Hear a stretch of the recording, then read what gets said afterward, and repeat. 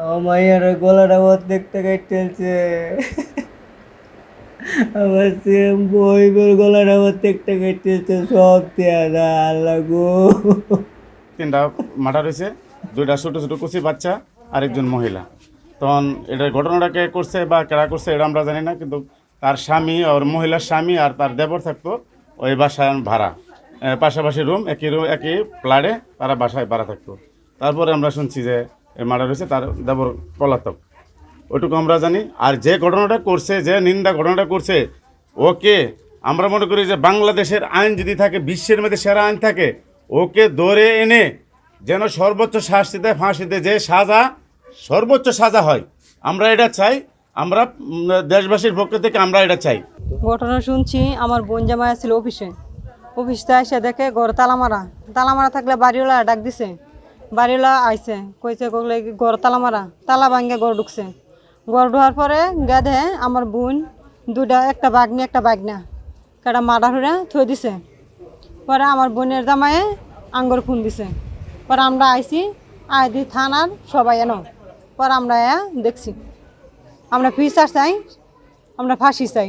দেখলাম এক মা তার সন্তান দুইজন সহ জবাই করা লাশ। এটা খুব নিন্দাজনক একটা তুচ্ছ ঘটনা। এরকম যেন না হয়, যেই এই ঘটনা ঘটাক, এটা যেন দৃষ্টান্তমূলক একটা শাস্তি হয়। 3 জন লোককে হত্যা করা হয়েছে জবাই করে, দুইটা শিশু, একজন মা।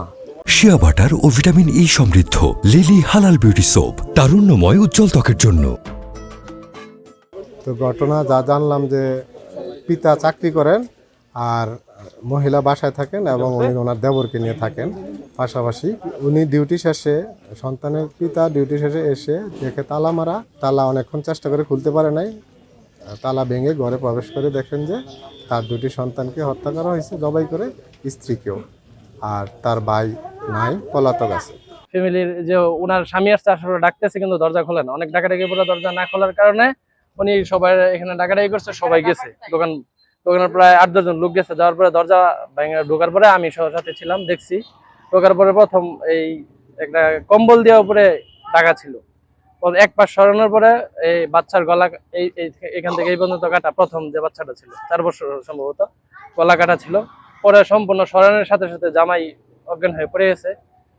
পরে দেখা যায় যে 3 জন গলা কাটা অবস্থায় এই শোয়ে রাখছে। 7:40 গেছি ডিউটিতে।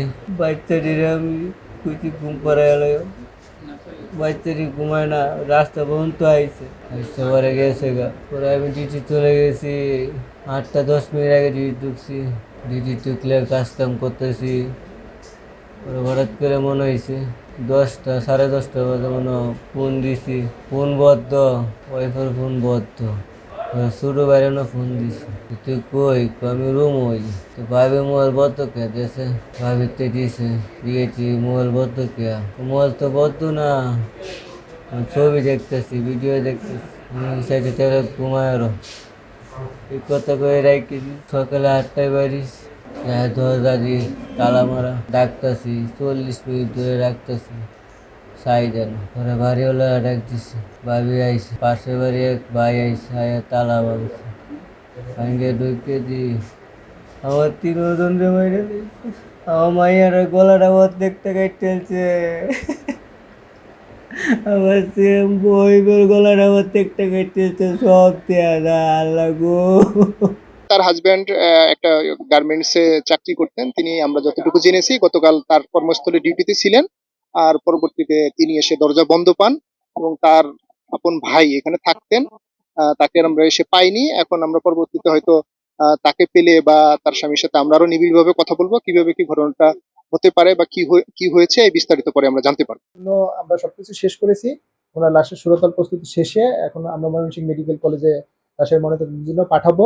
ধরেই নিচ্ছি যে তারা যেহেতু মানে নিকটাত্মীয়, তাদের ভিতরে পারিবারিক কোনো বিরোধের সূত্র ধরেই এই ঘটনা সংঘটিত হতে পারে।